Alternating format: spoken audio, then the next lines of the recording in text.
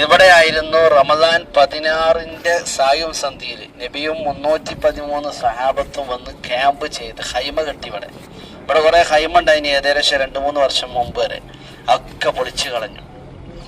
ഇതിന്റെ നേരെ ഇറക്കില് ഒരു പോയിന്റ് ഉണ്ട്. ആ പോയിന്റിൽ ഹൗല് ഉണ്ടായിരുന്നു. ഹൗല് നമ്മൾ സാധാരണ നമ്മളൊക്കെ കെട്ടിണ്ടാക്കുന്ന ഹൗലില്ലേ പഴയ കാലത്തെ, അതേപോലത്തെ ഒരു പ്രതീകാത്മകമായിട്ടുള്ള ഒരു ഹൗല് ഇവിടെ ഉണ്ടായിരുന്നു. ആ ഹൗലും ഇപ്പം കുറച്ചു കാലത്തിനായിട്ട് നിരത്തി. എന്താ ചോദിച്ചാല് അവിടെ നിന്നൊക്കെ മണ്ണെടുക്കുക, അവിടെ നിന്നൊക്കെ പൊടിയെടുക്കുക, അതൊക്കെ കുപ്പിയിലാക്കുക, ഇങ്ങനെ ചില ആളുകളൊക്കെ ചെയ്യപ്പോൾ ഇവര് അതിങ്ങനെ നോക്കി നടക്കുകയാണല്ലോ. അപ്പൊ അങ്ങനെ അത് ഒഴിവാക്കി. ഇപ്പൊ ചരിത്ര ഭൂമിക അവിടെ നിലക്കുന്നുണ്ട്. പിന്നെ അവര് പോകാണ്ട് നമ്മൾ പോകാൻ നിൽക്കണ്ട. അത് മുശ്രിക്കീങ്ങൾ, മക്ക കുഫാറുകൾ, അബൂജഹൽ പ്രവൃത്തികളെ പിന്നെ തലയെടുത്തിട്ട് മഹാന്മാരായ ബദർ ശ്രോതാക്കള് ഓലെ തല വെട്ടി വീഴ്ത്തിയിട്ട് ഓലെന്താക്കി അവിടെ കൊണ്ടുപോയി തള്ളിയ സ്ഥലമാണത്. തള്ളിയ സ്ഥലം എന്ന് പറഞ്ഞാൽ ഒരു പൊട്ടങ്കണറ്റിലേക്ക് കൊണ്ടുപോയി ഓലെ തല എറിഞ്ഞില്ലേ. ശത്രുക്കളിൽ 70ഓളം ആളുകൾ നിമിഷ നേരം കൊണ്ട് കൊല്ലപ്പെട്ടു. അവരെ കൊണ്ടുപോയി എറിഞ്ഞത് ആ പൊട്ടങ്കണറ്റിലേക്കാണ്. അത് കാണാനാണ് അയച്ചത് പോണത്. നമ്മളിപ്പം അതിന് പോകേണ്ട ആവശ്യമില്ല. പിന്നെ ഇവിടുത്തെ ചരിത്രം എന്താന്ന് ചോദിച്ചാൽ സയ്യിദുന വ ഹബീബുന മുഹമ്മദ് റസൂലുള്ളാഹി സല്ലല്ലാഹു അലൈഹി വസല്ലമ തങ്ങള് മക്കയില് നമുക്കറിയാം ദുരിതപൂർണമായ ജീവിതമാണ് നുബുവത്തിന് ശേഷം ഉണ്ടാവുന്നത്. ചരിത്രമൊക്കെ ദീർഘമാണ്. അങ്ങനെ ഇരിക്കുമ്പോഴാണ് ആ ദുരിതപൂർണമായ ജീവിതത്തിലാണ് റസൂലുള്ളാഹി സ്വല്ലല്ലാഹു അലൈഹി വസല്ലമ 53 വയസ്സായപ്പോ, നുബുവത്തിന് ശേഷം 13 കൊല്ലം പരസ്യമായ പ്രബോധനം നടത്തിയപ്പോൾ കല്ലേറും കൂക്കിവിളിയും ചീത്തയും ഇതൊക്കെ സഹിക്കാൻ കഴിയാതെ മക്കയിലേക്ക് പലായനം ചെയ്തു. ഹിജ്റ പോയി. മദീനയിലേക്ക് ഹിജ്റ പോയി. മദീനയിലെത്തിയപ്പോൾ അവിടെയും നിൽക്കക്കള്ളില്ല. അവിടെയും കുഫാറുകളുടെ അറ്റാക്കുകൾ ഉണ്ടായി. പല നിലക്കുള്ള പിന്നെ ആക്ഷേപങ്ങളും പ്രയാസങ്ങളും അനുഭവിക്കേണ്ടി വന്നു. അങ്ങനെ ഇരിക്കുമ്പോഴാണ് ഹിജ്റ 2-ാം വർഷം റസൂലുള്ളാഹി സ്വല്ലല്ലാഹു അലൈഹി വസല്ലമ മക്കയിലെ മുസ്ലിമീങ്ങൾ വല്ലാതെ പീഡിതരാണ്, മദീനയിലും പീഡിതരാണ്. മക്കയിൽ എത്രത്തോളം എന്ന് വെച്ചാൽ കൊടുത്ത സാധനങ്ങൾ വരെ മുസ്ലിമീങ്ങൾക്ക് തിരിച്ചു കൊടുക്കണില്ല. ഇസ്ലാമിലേക്ക് കടന്നു വന്ന പലരെയും വയിലിട്ട് ആക്രമിക്കുന്ന അവസ്ഥ ഉണ്ടായി. അപ്പൊ സഹാബത്ത് നബിന്റെ അടുത്ത് വന്ന് പറഞ്ഞു, നബിയെ ഇത് കുറെ കാലം നമുക്ക് പൊറപ്പിക്കാൻ പറ്റുമോ? കുറച്ചു കാലം നമ്മൾ സഹിക്കണം, ഇനി നമ്മളൊന്ന് ഒരുങ്ങനെ നമ്മളൊന്നൊരു യുദ്ധം നടത്തുക എന്ന് പറഞ്ഞു. ഹബീബ് മുഹമ്മദ് റസൂലുള്ളാഹി പല ആവർത്തി വന്ന് പറഞ്ഞിട്ടും നബി തങ്ങള് ഒന്നും മിണ്ടിയില്ല. കാരണം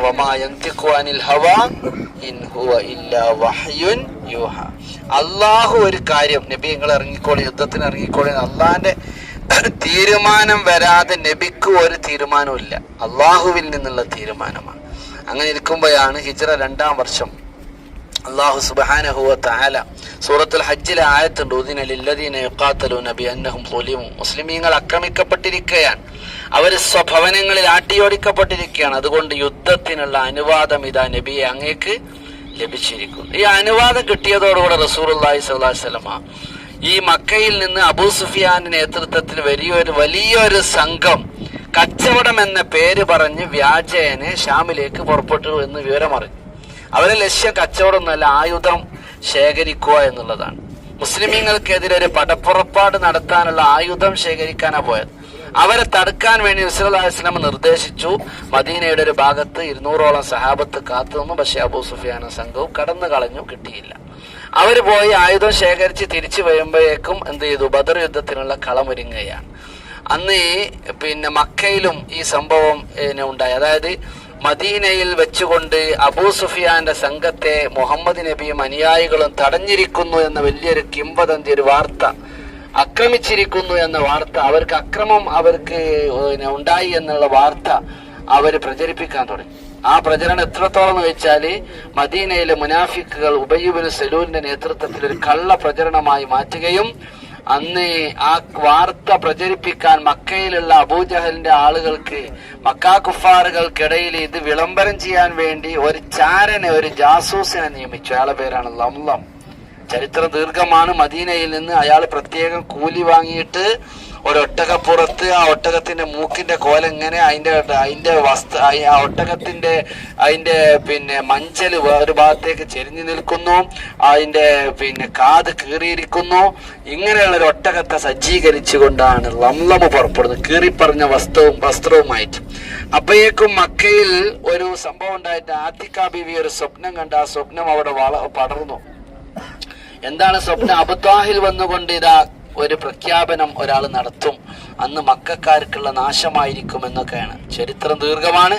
അങ്ങനെ ആ സംഭവത്തിനൊക്കെ സാക്ഷ്യം വഹിച്ച് മക്കയിൽ ഈ മദീനയിൽ നബിയും അനുയായികളും അബൂ സുഫിയാന്റെ സംഘത്തെ ആക്രമിച്ചിരിക്കുന്നു എന്ന വാർത്ത അങ്ങോട്ട് പറഞ്ഞു പരത്താൻ വേണ്ടിയാണ് ലംലം പോയത്. ലംലം അത് ആ പണി നിർവഹിച്ചു. അങ്ങനെ ലംലമിന്റെ ഉത്തരവാദിത്തം അവിടെ നിർവഹിച്ചതോടുകൂടെ അബൂജഹൽ അനുയായികൾ ഇറങ്ങി. കാരണം എന്താ, അബൂ സുഫിയാനെ തടഞ്ഞു ആക്രമിച്ചു എന്ന് പറയുമ്പോ പിന്നെ അതിന് മറുപടി കൊടുക്കണമല്ലോ. അതിന്റെ മറുപടി ആയിട്ടാണ് അബൂജഹൽ ആളെ കൂട്ടിയത്. ആളെ കൂട്ടി ആദ്യം പോയത് അബൂ ലഹബിന്റെ അടുത്താണ്. അബൂ ലഹബ് പറഞ്ഞു, മോനെ ബദറിലെ അങ്ങോട്ട് മദീനത്തേക്ക് പോകണ്ട, അവിടെ മുസ്ലിമീങ്ങൾ സജ്ജരാണ്, അവര് ശക്തരാണ്, അവരോട് കളിച്ചാൽ അത് തിക്കളിയാവും, പോകേണ്ട ആവശ്യം ഇല്ല എന്ന് പറഞ്ഞു. അബൂ ലഹബ് ഒഴിഞ്ഞു മാറി. ഉത്ബ, ഷൈബ, വലീദ് പോലെയുള്ള വലിയ വലിയ നേതാക്കന്മാരെടുത്ത് പോലും പറഞ്ഞു, ഞങ്ങൾ തീരുമാന അഭിപ്രായം ഇതാണ്, മുസ്ലിമീങ്ങളോട് ഇപ്പൊ നമ്മൾ ഏറ്റുമുട്ടാൻ പറ്റിയ ഒരു പര്യാപ്തമായ സമയം അല്ല എന്ന് പറഞ്ഞു. അവസാനം അവര് അതിൽ അബൂ ലഹബ് അല്ലാത്തവരൊക്കെ അബൂജഹലിന്റെ ഈ അനുനയത്തിൽ വഴങ്ങി. ഉത്തുബയും ഷെയ്ബയും വലീദ്, നിങ്ങളൊക്കെ ലീഡർഷിപ്പ് ആ സ്ഥാനത്ത് നിന്നാൽ മതി, നിങ്ങളൊന്ന് യുദ്ധത്തിന് ഇറങ്ങണ്ട, അതൊക്കെ ഞാൻ കൈകാര്യം ചെയ്തോളാം തന്നെ അബൂജഹൽ ആളെ കൂട്ടി ആയുധവുമായി അവൻ സർവസജ്ജരായി സർവായുധ വിഭൂഷിതരായി കള്ള് കുടിച്ച് ഒരു മാസത്തോളം കഴിയാനുള്ള ഭക്ഷണ സാധനങ്ങളും ഒക്കെ അയച്ച് ആയിരക്കണക്കായ ശത്രുക്കളെയുമായിട്ട് അവൻ പുറപ്പെടുക. അതില് പാട്ടുകാരുണ്ട്, അതില് പിന്നെ നർത്തകികളുണ്ട്, അതില് വാദ്യമേളങ്ങളുണ്ട്. അങ്ങനെ ഒരു ആഘോഷത്തോടു കൂടിയാണ് വരുന്നത്. അപ്പോഴേക്ക് സയ്യിദുനാ റസൂലുള്ളാഹി സ്വല്ലല്ലാഹു അലൈഹി വസല്ലമ തങ്ങൾക്ക് അള്ളാഹുവിന്റെ നിർദ്ദേശം വന്ന, നബിയെ, മുസ്ലിമീങ്ങൾ ഒരിക്കലും പിറകോട്ട് പോകേണ്ട ആവശ്യമില്ല, നിങ്ങൾ യുദ്ധത്തിന് ഒരുങ്ങുക. അങ്ങനെ മദീനക്കാരായ അൻസാറുകളെയും മക്കയിൽ നിന്ന് മദീനയിലേക്ക് ഹിജ്റ വന്ന മുഹാജിറുകളെയും നബി സല്ലല്ലാഹു അലൈഹി വസല്ലം എന്താക്കി, വിളിച്ചുകൂട്ടി. രണ്ടു കൂട്ടരോട് അഭിപ്രായം ചോദിച്ചു, ഡിസ്കഷൻ നടത്തി. അങ്ങനെ അഭിപ്രായത്തിൽ അവർ പറഞ്ഞു, നബിയെ, ഞങ്ങൾ എന്തിനും തയ്യാറാണ്. മുഹാജിറുകൾ പറഞ്ഞു, നബിയെ, നിങ്ങൾ എന്താണോ പറയുന്നത്, ഒരു ബഹർ, ഒരു കടൽ, അത് മുറിച്ചു കടക്കാനാണ് നിങ്ങൾ ഞങ്ങളോട് പറയണമെങ്കിൽ അത് ഞങ്ങള് തയ്യാറാണ്. അൻസാറുകൾ പറഞ്ഞു, നബിയെ, ഞങ്ങൾ ഒരിക്കലും മൂസാ നബി അലൈഹിസ്സലാം തന്റെ അനുയായികളോട്, ഇപ്പൊ മൂസാ നബിയോട് തന്റെ അനുയായികൾ പറഞ്ഞതുപോലെ ഞങ്ങൾ പറയൂല. എന്താ മൂസാ നബിന്റെ അനുയായികൾ പറഞ്ഞത്? മൂസേ, ഇജും റബ്ബും പോയി യുദ്ധം ചെയ്തോ, ഹാഉന ഖായിദു, ഞങ്ങൾ ഇവിടെ ഇരുന്നോളാം, എന്റെ റബ്ബും നീ മതി, ഞങ്ങൾ ആവശ്യമല്ല. കാരണം എന്താ, ഇജും പടച്ചവനും അവിടെ ഒത്തു കഴിഞ്ഞാൽ പിന്നെ എന്തും സംഭവിക്കുമല്ലോ, എല്ലാ വിജയവും ഉണ്ടാവുമല്ലോ. അതുകൊണ്ട് അങ്ങനെ ഞങ്ങൾ ഇവിടെ ഇരുന്നോളാം, ഞങ്ങൾക്ക് യുദ്ധത്തിനൊന്നും ആവൂല എന്ന് മൂസാ നബിയുടെ അനുയായികൾ പറഞ്ഞതുപോലെ ഞങ്ങൾ പറയൂല എന്ന് പറഞ്ഞ ആളുകളാണ് ആര്? അൻസാറുകൾ. അങ്ങനെ രണ്ട് സഖ്യം ആളുകൾ ഒന്നായി 313 ആളുകളെ റസൂലുള്ളാഹി സജ്ജമാക്കി. അതിലെല്ലാ പ്രമുഖരായ സഹാബികളുമുണ്ട്. അവര് റമദാൻ 16-ന് ശത്രുക്കളോട് ഏറ്റുമുട്ടാൻ വേണ്ടി ഇതാ ഇവിടെ വന്നു, ഇവിടെ ക്യാമ്പ് ചെയ്തുകൊണ്ടിരിക്കുകയാണ്. സയ്യിദുനാ റസൂലുള്ളാഹി അന്നത്തെ രാത്രി ഒരു മഴ പെയ്തു. അത് മുസ്ലിമീങ്ങൾക്ക് അനുകൂലമായി. ശത്രുക്കൾ ആ മലയുടെ താഴ്ഭാഗത്തുള്ള വെള്ളപ്പുറ്റുള്ള ഭാഗത്താണ്, മണൽത്തരികൾക്കിടയിലാണ് അവർ കഴിഞ്ഞുകൂടുന്നത്. അവര് ആഴ്ചകളോളമായി വന്ന് ക്യാമ്പ് ചെയ്യുന്നുണ്ട്. അബൂജഹലിന്റെ നേതൃത്വത്തിൽ കള്ളു കുടിച്ചുകൊണ്ട് നല്ലപോലെ തിന്ന് കുടിച്ച് രമിച്ച് കളിക്കുന്ന ആളുകളാണ് അവരാണ് റസൂലുള്ളാഹി സ്വല്ലല്ലാഹു അലൈഹി വസല്ലമയാകുന്ന 313 സഹാബത്തിന്റെ മുമ്പിലേക്ക് വരുന്നത്. വരുന്ന രംഗം എങ്ങനെയാന്ന് വെച്ചാൽ, ചരിത്ര ബദർ പാട്ടിലൊക്കെ മൊയ്കുട്ടി വൈദ്യരൊക്കെ പറഞ്ഞ പാട്ടുകളൊക്കെ നമുക്കറിയാം, വലിയ ചരിത്രമാണ് ഒക്കെ. അങ്ങനെ അവര് വന്ന ആ രംഗം എന്ന് വെച്ചാൽ ഇവിടേക്ക് എത്തണവര്. എന്നിട്ട് അവര് അന്ന് തലേന്ന് റസൂലുള്ളാഹി സ്വല്ലല്ലാഹു അലൈഹി വസല്ലം സഹാബത്തും ഇവിടെ ഉണ്ട്. നബിതങ്ങൾ അവർക്കൊരു കോച്ചിങ് കൊടുക്കാണ് സഹാബത്തിന്. ബദർ യുദ്ധം നടക്കണതിന്റെ തലേന്ന് എന്താണ് കോച്ചിങ്? നിങ്ങൾ വാൾ ഇങ്ങനെ പിടിക്കണം, നിങ്ങൾ അങ്ങനെ പിടിക്കണം, യുദ്ധം എങ്ങനെ ചെയ്യാന്നുള്ള കളരിപ്പയറ്റ് പഠിപ്പിച്ചു കൊടുക്കുകയല്ല. റസൂലുള്ളാഹി സ്വല്ലല്ലാഹു അലൈഹി വസല്ലം അവരോട് നൽകിയ നിർദ്ദേശം, മുസ്ലിമീങ്ങളെ, നിങ്ങൾക്ക് ഒരേ ഒരു ആയുധം മാത്രമേ ഉള്ളൂ. അതൊന്ന് ഈമാനാണ്, രണ്ടാമത്തേത് പ്രാർത്ഥനയാണ്. പ്രാർത്ഥനയാണ് ഒരു മുസ്ലിമിന്റെ ആയുധം. മുസ്ലിം, ഒരു മുസ്ലിമിന്റെ ആയുധം എന്താണ്? പ്രാർത്ഥനയാണെന്ന അധ്യാപനം പഠിപ്പിച്ചു കൊടുത്ത് സഹാബത്ത് അവിടെ സുഖായിട്ടാ പ്രാർത്ഥന തന്നെയല്ലേ, പ്രാർത്ഥിച്ചിരിക്കാം എന്നും പറഞ്ഞ്. മാത്രല്ല അവർ വല്ലാതെ ക്ഷീണിതരാണ്, നോമ്പ് നോറ്റ് ക്ഷീണിതരായ സഹാബത്ത് അവര് ആ ക്ഷീണം കൊണ്ട് ഉറങ്ങിപ്പോയി. അവർക്കറിയാം നാളെ യുദ്ധം നടക്കുകയാണെങ്കിൽ ആ യുദ്ധത്തിൽ വമ്പിച്ച വിജയം ഉണ്ടാവുന്നവർക്കറിയാം. കാരണം ആരാ? റസൂലുള്ളാഹിയാണ് പറഞ്ഞത്, റസൂലുള്ളാഹിന്റെ കൂടെ ഞങ്ങൾ, അതുകൊണ്ട് ഞങ്ങൾക്ക് ധൈര്യമാണ്. അവര് ധൈര്യം സംഭരിച്ച് അവര് അവിടെ ക്ഷീണം കൊണ്ട് ഉറങ്ങിപ്പോയി. അവിടെ ഉറക്കമില്ലാത്ത രണ്ടാളുകൾ മാത്രമാണ് ആ രാത്രിയിൽ ഉണ്ടായത്. മുഹമ്മദ് റസൂലുള്ളാഹി, അള്ളാന്റെ റസൂൽ ഇതാ ഇവിടെ വന്നിരുന്നു, ഈ പള്ളിയുള്ള സ്ഥലത്ത് സുജൂദിൽ അങ്ങോട്ട് വീണു. അവിടുന്ന് നേരം വെളുക്കുന്നത് വരെ യാ ഹയ്യു യാ ഖയ്യൂം എന്ന് പറഞ്ഞ് ദുആ ചെയ്യാൻ. മതാ നസ്റുല്ലാഹ് അലാ ഇന്ന നസ്റല്ലാഹി ഖരീബ്. അള്ളാഹുവേ നിന്റെ സഹായം എപ്പോഴാണ്, നിന്റെ സഹായം എപ്പോഴാണെന്നാണ് റസൂൽ ചോദിക്കുന്നത്. അപ്പൊ അള്ളാഹു ഉടനെ അറിയിക്കുന്നു അലാ ഇന്ന നസ്റല്ലാഹി ഖരീബ്. അങ്ങനെ ആ സഹായം എത്തുകയാണ്. റമദാൻ 16-നാണ് ഇവർ കടന്നുറങ്ങുന്നത്. 17 രാവിലെ നബി സല്ലല്ലാഹു അലൈഹി വസല്ലം അതിന്റെ പ്രഭാത സമയമാകുമ്പോൾ ഇവിടുന്ന് സുബഹി നിസ്കരിച്ച് ഹബീബായ നബി സല്ലല്ലാഹു അലൈഹി വസല്ലം സഹാബത്തിനെ സഫ് കെട്ടി നിർത്തുമ്പോൾ അബൂജഹലും കൂട്ടരും അവിടുന്ന് ഹാലളകി വന്നിട്ട് ഇവിടെ വന്ന് നിൽക്കുകയാണ്. അവർ വെല്ലുവിളിക്കുകയാണ്, തെറി വിളിക്കുകയാണ്, അസഭ്യം പറയുകയാണ്. മുഹമ്മദെ ആണത്തമുണ്ടോ ചങ്കൂറ്റമുണ്ടോ എന്നൊക്കെ ചോദിക്കുകയാണ്. ഹബീബായ മുത്ത് മുഹമ്മദ് റസൂലുള്ളാഹി സല്ലല്ലാഹു അലൈഹി വസല്ലം തങ്ങള് എന്ത് ചെയ്യുന്നു? അവിടുന്ന് ഹബീബായ നബി സല്ലല്ലാഹു അലൈഹി വസല്ലം എന്ത് ചെയ്യുന്നു? മുത്ത മുസ്തഫ സല്ലല്ലാഹു അലൈഹി വസല്ലം സഹാബത്തിനെ അണിനിരത്തി അവരൊന്നിച്ച് ഈ രണഭൂമിയിലേക്ക് ഇറക്കാതെ ലൈനാക്കി നിർത്തുകയാണ്. ലൈനാക്കി നിർത്തുമ്പോ ഇവിടെ ഹൗലിന്റെ കരയിൽ ഒരാൾ ഇങ്ങനെ കാവൽ നിൽക്കുകയാണ്. ആരാ ഹൗലിന്റെ കരയിൽ കാവൽ നിൽക്കുന്നത്? സയ്യിദുനാ ഹംസത്തുൽ കർറാർ റളിയല്ലാഹു അൻഹു. അബൂജഹൽ പറയാണ്, മുസ്ലിമീങ്ങളെ ഹൗദിൽ നിന്ന് വെള്ളം കൊണ്ടുവരാൻ കഴിവുള്ള ആള് ആരാണെന്ന് ചോദിച്ചപ്പോ ആ കൂട്ടത്തിൽ ഒരാള് തയ്യാറായി നിൽക്കുകയാണ്. ആരാണിത്? ശത്രുവ്യൂഹത്തിൽ നിന്ന് ഹൗദ് പൊളിച്ച് വെള്ളം കൊണ്ടുവരാൻ തയ്യാറായി നിൽക്കുന്ന ആള് അസ്വദാൻ. അസ്വദ് മുന്നോട്ട് വരികയാണ്. ഞാൻ കൊണ്ടുവരാം, മുസ്ലിങ്ങളെ ഹൗദ് പൊളിച്ച് അതിൽ നിന്ന് വെള്ളം, ആ ഹൗദിൽ നിന്ന് വെള്ളം കോരി ഞാൻ എത്തിക്കാം എന്ന് അസ്വദ് പറഞ്ഞ് മുന്നോട്ട് വരുന്ന സമയത്ത് മഹാനായ ഹംസ റളിയല്ലാഹു അൻഹു ചാടി അദ്ദേഹം വളരെ ധീരതയോടുകൂടെ പറയാണ്, ആരടാ മുസൽമാന്റെ ഹൗദിൽ നിന്ന് വെള്ളം കോരാൻ ധൈര്യമുള്ളവൻ? ഇങ്ങോട്ട് വാടാ, ഞാൻ അവനൊന്ന് കാണട്ടെ. സയ്യിദുനാ ഹംസത്തുൽ കർറാർ. സഹാബത്ത് നോക്കി നിൽക്കുകയാണ്. അസ്വദ് വരുന്നു, ഹൗദും കരയുന്നു, വെള്ളം കോരാൻ ശ്രമിക്കുന്നു. മഹാനായ ഹംസ റളിയല്ലാഹു അൻഹു അയാളെ നേരിടുന്നു. അതിശക്തമായ പോരാട്ടം ഇവിടെ വെച്ചുകൊണ്ട് നടക്കുന്നു. ഹക്കും ബാത്തിലും തമ്മിലുള്ള ആ പോരാട്ടത്തിൽ അസ്വദ് വീഴുന്നു. അസ്വദ് വീണ്ടും എഴുന്നേൽക്കുന്നു. ഹംസ റളിയല്ലാഹു അൻഹു വെട്ടാനൊരുങ്ങുന്നു.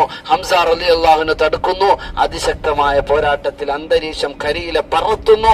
മഹാനായ ഹംസ റളിയല്ലാഹു അൻഹു അവസാനം ഒരാഞ്ഞൊരു വെട്ട് ആ അസ്വദിനെ കൊടുത്തപ്പോൾ ഹൗലിന്റെ കരയിൽ അസ്വദ് 2 കഷ്ണമായി നെടുകെ പിളർന്ന് വീഴുകയാണ്. അവിടെ ഒരു പരാജയം ശത്രുക്കൾക്ക് സംഭവിക്കലോടുകൂടെ അബൂജഹൽ ഓടി വന്നുകൊണ്ട് അള്ളാഹുവിന്റെ ഹബീബിനെ തെറി വിളിച്ചു, അവിടുത്തെ വാപ്പയെ വിളിച്ചു, അവിടുത്തെ ഉമ്മയെ തെറി പറഞ്ഞു, അവിടുത്തെ പരിശുദ്ധ ദീനിനെ കുറിച്ച് തെറി പറഞ്ഞു.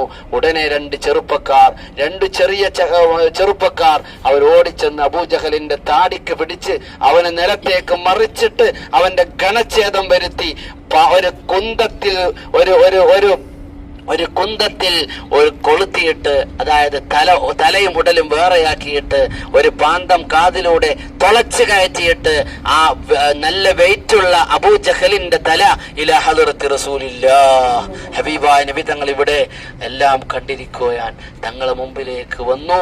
ആ റസൂലുള്ളാഹി തങ്ങളോട് പറയാണ്, നബിയെ, ഇത് ശത്രുക്കളെ വമ്പന്റെ തലയാണ് ഈ കൊണ്ടുവന്നിട്ടിരിക്കുന്നത് എന്ന് പറഞ്ഞ് നബി തങ്ങളെ മുമ്പിൽ അബൂജഹലിന്റെ തല സമർപ്പിച്ച ദിവസമാണ് ബദർ ദിനം എന്ന് പറയുന്നത്. ആ ബദരീങ്ങളുടെ ഗീത ചരിത്രം പറയുന്ന മണ്ണാണിത്. അവര് ആ ഹക്കും ബാത്തിലും തമ്മിലുള്ള പോരാട്ടത്തിൽ വലിയ വിജയമുണ്ടായിട്ടുണ്ട്. ആ വിജയത്തിന്റെ ഒരു കാരണം പ്രാർത്ഥനയാണ്, അവരുടെ അചഞ്ചലമായ ഈമാനാണ്. അപ്പൊ ബദരീങ്ങൾ നമുക്ക് നൽകുന്ന സന്ദേശം അത് പ്രാർത്ഥനയാ. അബൂജഹൽ വീണതോടുകൂടെ എല്ലാ ശത്രുക്കളും പരക്കം പായാൻ തുടങ്ങി. അവരെ പിടിച്ച് ഇവിടെ കാണുന്ന തോട്ടത്തിൽ അവർ കെട്ടിയിട്ടു. 70ഓളം ആളുകളെ അറസ്റ്റ് ചെയ്തു, 70ഓളം ആളുകളെ കൊലപ്പെടുത്തി. മുസ്ലിമീങ്ങളിൽ കേവലം 14 പേര് ഷഹീദായി. ആ 14 പേരിൽ 13 പേരും കിടക്കുന്നത് അപ്പുറത്തൊരു മഖ്ബറയിലാണ്. ഇൻഷാ അല്ലാഹ് അവിടേക്ക് നമുക്ക് പോകേണ്ടതുണ്ട്. അതുകൊണ്ട് ബദരീങ്ങളെ സ്മരിക്കുക, അവരെ പറയുക, അവരെ കുറിച്ച് കേൾക്കുക എന്നുള്ളതൊക്കെ പുണ്യകർമ്മമാണ്. അത് കഫാറത്താണ്. അത് അവരെ പേര് പോലും എഴുതി വെച്ച, അസ്മാകൾ എഴുതി വെച്ച വീട്ടിൽ കള്ളന്മാര് പോലും കടക്കില്ല എന്നാണ് നമ്മുടെ മഹാന്മാര് പഠിപ്പിച്ചു തന്നത്. അതുകൊണ്ട് ഉലൈക ഹിസ്ബുല്ലാഹ് അലാ ഇന്ന ഹിസ്ബല്ലാഹി ഹുമുൽ മുഫ്ലിഹൂൻ. ഇവർ അള്ളാഹുവിന്റെ പാർട്ടിയായിരുന്നു, വേറെ ആരും പാർട്ടിയല്ല, ഒരു അള്ളാന്റെ പാർട്ടിയായിരുന്നു. അള്ളാന്റെ പാർട്ടിയായ അവര് വമ്പിച്ച വിജയം. ഈ ബദറിൽ മുസ്ലിമീങ്ങൾ അന്ന് പരാജയപ്പെട്ടിരുന്നുവെങ്കിൽ ലോകത്ത് ഇന്ന് കാണുന്ന ഇസ്ലാമിക നവജാഗരണ പ്രവർത്തനങ്ങൾ കാണുകയില്ലായിരുന്നു.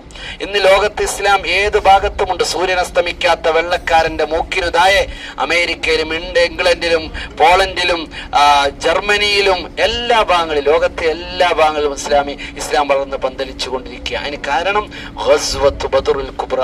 ഇന്ന് ലോകത്ത് ഇസ്ലാമിക സ്മാരകങ്ങൾ ഒരുപാടുണ്ട്, ഇസ്ലാമിക്കിന്റെ നേതാക്കന്മാരുണ്ടാക്കിയ ഒരുപാട്. ഇന്ത്യ മഹാരാജ്യത്ത് തന്നെ താജ്മഹലും കുത്തബ് മിനാറും ചെങ്കോട്ടയും അങ്ങനെ ചാർമിനാറുകളും ഇന്ത്യയുടെ എല്ലാ സംസ്കാരത്തിന്റെ പ്രതീകങ്ങളായ എന്തെല്ലാം മുസ്ലിമീങ്ങൾ ഉണ്ടാക്കിയോ അതൊക്കെ ഗസ്വത്ത് ബദറുൽ കുബ്ര, ഈ ബദർ യുദ്ധത്തിന്റെ പരിണിത ഫലങ്ങളാകുന്നു. മുസ്ലിമീങ്ങളെ ലോകത്തിന്റെ വിജയത്തിന്റെ രഹസ്യം അത് ഗസ്വത്ത് ബദറുൽ കുബ്ര, മഹാന്മാരായ ബദരീങ്ങൾ നേടിയെടുത്ത വിജയമാണ്. ആ വിജയം നമുക്കും ഉണ്ടാവണമെങ്കിൽ ഏത് പ്രതിസന്ധി ഘട്ടങ്ങളിലും പതറാത്ത ചിതറാത്ത ചിത്തത്തോടെ ഈമാനിൽ അധിഷ്ഠിതമായ ജീവിതം നയിക്കാൻ മുസ്ലിമിന് സാധിക്കണം. അള്ളാഹു തൗഫീഖ് ചെയ്യട്ടെ. ഇന്ന് മുസ്ലിം സമുദായ ലോകത്ത് അനുഭവിക്കുന്ന പീഡനങ്ങളുടെയും പ്രയാസങ്ങളുടെയും പ്രധാനമായ കാരണം നമ്മുടെ ഈമാനിക ദൗർബല്യമാണ്. ഇന്ന് നിങ്ങൾ നോക്ക്, ലോകത്ത് ഇസ്ലാമിനെ കാർന്നു തിന്നാൻ വേണ്ടി ലോകത്തിന്റെ നാനാഭാഗത്ത് നിന്ന് ഇസ്ലാമിന് നേരെ അറ്റാക്കുകൾ ചെയ്തുകൊണ്ട് പലരും ഇതാക്കും മുസ്ലിമീങ്ങളെ ടാർഗറ്റ് ചെയ്ത് എവിടെ നോക്കിയാലും മുസ്ലിമീങ്ങൾ ടാർഗറ്റ് ചെയ്യുന്നു. എന്താ കാരണം? നമ്മുടെ ഈമാനിന്റെ ബലഹീനതയാണ്.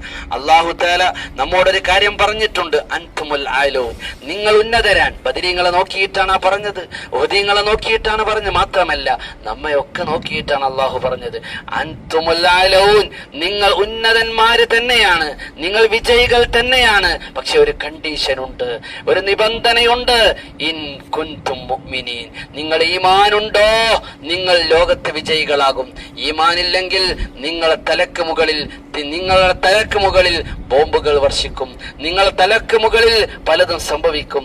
ആ ഈമാനിൽ അധിഷ്ഠിതമായ ജീവിതം നയിച്ചാൽ അബാബിൽ പക്ഷികൾ വന്നുകൊണ്ട് കഅബയെ തകർക്കാൻ വേണ്ടി വന്ന അബ്രഹത്തിനെ തകർത്തതുപോലെ ബദരീങ്ങളെ മലക്കുകൾ 5000-ഓളം വരുന്ന മലക്കുകൾ ഈ ബദറിന്റെ ഭൂമിയിൽ ഇറങ്ങിയിട്ട് സഹായിച്ചതുപോലെ മുസ്ലിമീങ്ങളെ സഹായിക്കും. അതിന് മുസ്ലിമീങ്ങളാവണം, അവർ മുഅ്മിനീങ്ങളാവണം. അല്ലാഹു തആല ഈമാനിന്റെ പര്യായങ്ങളാക്കി നമ്മളെ മാറ്റി തെരുമാറാവട്ടെ. ബിറഹ്മതിക യാ അർഹമർ റഹീമീൻ. വസല്ലല്ലാഹു തആല വസല്ലം അലാ സയ്യിദിനാ